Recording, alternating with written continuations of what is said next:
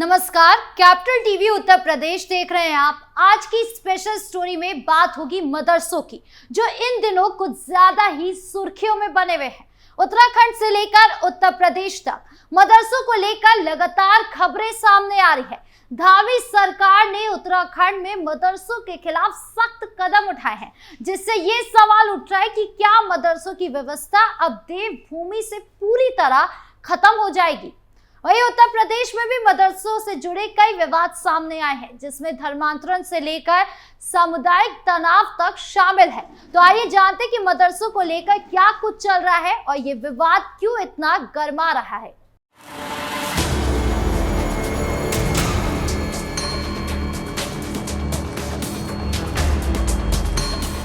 मदरसा एक ऐसा शब्द है जिसका अर्थ है शिक्षा का केंद्र, लेकिन आजकल ये शब्द विवादों का पर्याय बन चुका है। उत्तराखंड, उत्तर प्रदेश और अब मुंबई तक मदरसे को लेकर चल रही घटनाएं न सिर्फ सामाजिक तनाव का कारण बन रही है, बल्कि सियासी हलकों में भी हंगामा मचा रही है। उत्तराखंड में मदरसों पर कार्रवाई, क्या है माजरा? उत्तराखंड में मुख्यमंत्री पुष्कर सिंह धामी की सरकार ने हाल ही में 200 से ज्यादा गैर पंजीकृत मदरसों को सील करने का अभियान चलाया है। सरकार का कहना है कि ये मदरसे बिना रजिस्ट्रेशन के चल रहे थे और इनके पास ना तो शिक्षा विभाग की मान्यता थी, ना ही उत्तराखंड मदरसा बोर्ड से कोई पंजीकरण। इसके अलावा कई मदरसों पर अवैध निर्माण और संदिग्ध फंडिंग के आरोप भी लगे हैं।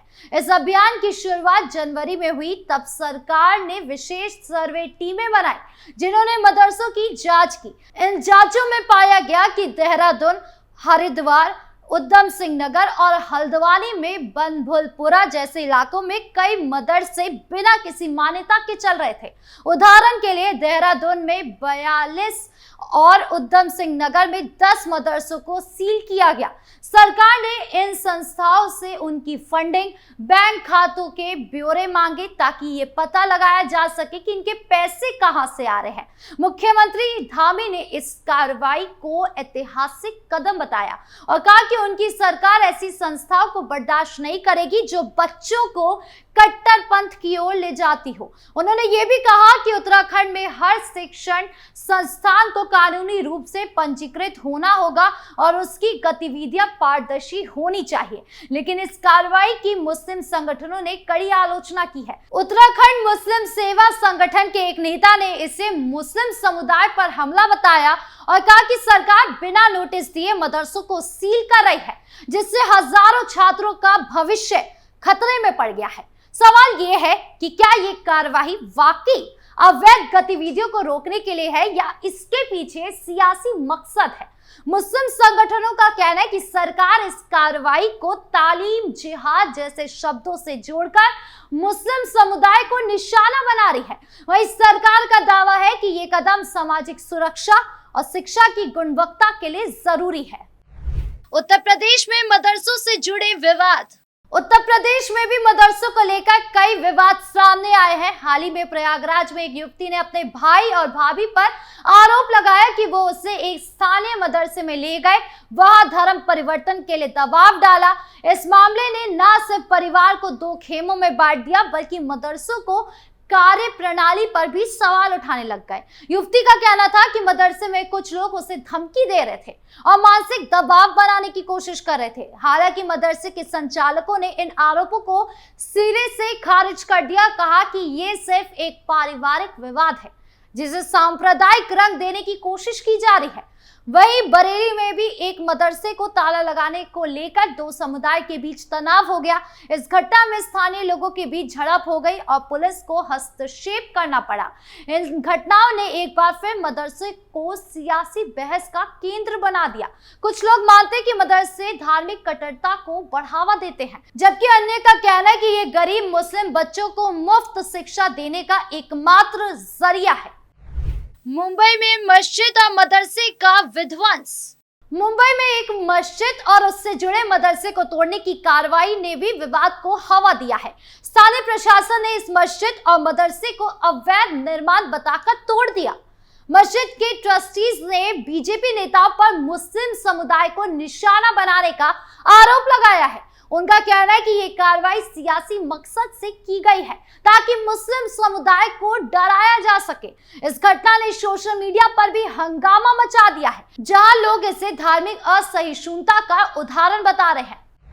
मदरसों की शिक्षा व्यवस्था, क्या है समस्या? मदरसों की शिक्षा व्यवस्था को लेकर लंबे समय से बहस चल रही है। कई लोग मानते हैं कि मदरसों में दी जाने वाली शिक्षा आधुनिक समय की जरूरतों के हिसाब से नहीं है। ज्यादातर मदरसों में धार्मिक शिक्षा पर ज्यादा जोर होता है, जिसमें कुरान, हदीस और इस्लामिक कानून पढ़ाए जाते हैं, लेकिन गणित, विज्ञान, अंग्रेजी और कंप्यूटर जैसे विषयों को तो या तो पढ़ाया ही नहीं जाता या बहुत सीमित स्तर पर पढ़ाया जाता है। इसके चलते मदरसे में पढ़ने वाले छात्रों को आधुनिक नौकरियों के लिए तैयार होना मुश्किल हो जाता है। उत्तर प्रदेश में योगी सरकार ने इन समस्या को हल करने के लिए एक बड़ा कदम उठाया है। सरकार ने फैसला किया कि मदरसों में एनसीईआरटी की किताबें और स्कूली पाठ्यक्रम यानी कि स्कूल में पढ़ाने वाले सिलेबस को शामिल किया जाएगा, ताकि वहां पढ़ने वाले बच्चे मुख्य धारा की शिक्षा से जुड़ सके। इस कदम का मकसद है मदरसे के छात्रों को ऐसी शिक्षा मिले जो उनकी सरकारी नौकरियां, इंजीनियरिंग, मेडिकल और अन्य क्षेत्रों में भी हिस्सेदारी करने लायक बनाए। लेकिन इस बदलाव का विरोध भी हो रहा है। कुछ मदरसा संचालकों का कहना है कि इससे मदरसों की धार्मिक पहचान खतरे में पड़ सकती है।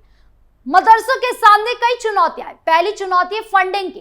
कई मदरसे निजी दान और चंदे पर चलते हैं, जिसके स्रोत अक्सर संदिग्ध होते हैं। उत्तराखंड में सरकार ने मदरसे की फंडिंग की जांच शुरू की है, ताकि ये पता लगाया जा सके कि उनके पास पैसा कहां से आ रहा है। दूसरी चुनौती है पंजीकरण की। बहुत से मदरसे बिना किसी मान्यता के चल रहे हैं, जिसके चलते उनकी गतिविधियों पर नजर रखना मुश्किल हो जाता है। तीसरी चुनौती है शिक्षा की गुणवत्ता की।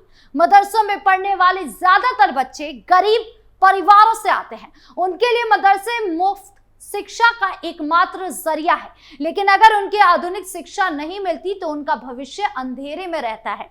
मदरसे को लेकर होने वाले विवाद में सियासत का बड़ा हाथ है। बीजेपी शासित राज्यों में मदरसों पर कार्रवाई को विपक्षी दल सांप्रदायिक करार देते हैं। उनका कहना है कि ये कार्रवाइयां मुस्लिम समुदाय को निशाना बनाने के लिए की जा रही है। वहीं बीजेपी का कहना है कि वो सिर्फ अवैध गतिविधियों को रोकना चाहते हैं और शिक्षा की गुणवत्ता को बेहतर करना चाहते हैं। उत्तराखंड में मदरसों को सील करने की कार्रवाई को विपक्ष ने मुस्लिम विरोधी बताया, जबकि सरकार का कहना है कि ये कार्रवाई कानून के दायरे में हो रही है। इसी तरह उत्तर प्रदेश में मदरसों से जुड़े विवाद को समाजवादी पार्टी और एआईएमआईएम जैसे दल सियासी मुद्दा बनाते हैं, लेकिन सवाल यह है कि क्या ये विवाद वाकई धार्मिक है या सिर्फ वोट बैंक की राजनीति का हिस्सा है? मदरसों का भविष्य इस बात पर निर्भर करता है कि सरकार और समाज इसे कैसे देखते हैं। अगर मदरसों को आधुनिक शिक्षा का हिस्सा बनाया जाए तो ये लाखों गरीब बच्चों के लिए एक बड़ा अवसर हो सकता है। योगी सरकार का मदरसों में स्कूली शिक्षा को शामिल करने का फैसला एक सकारात्मक कदम है, लेकिन इसे लागू करने में कई चुनौतियां हैं। मदरसा संचालकों को भी इस बदलाव को स्वीकार करना होगा, अपनी कार्य प्रणाली को पारदर्शी करना होगा। वहीं उत्तराखंड में मदरसों पर सख्ती ने यह सवाल उठाया कि क्या मदरसे बैन होने जा रहे हैं देवभूमि में। यह सही है या नहीं? आपको क्या लगता है? कमेंट बॉक्स में जरूर बताएं। नमस्कार।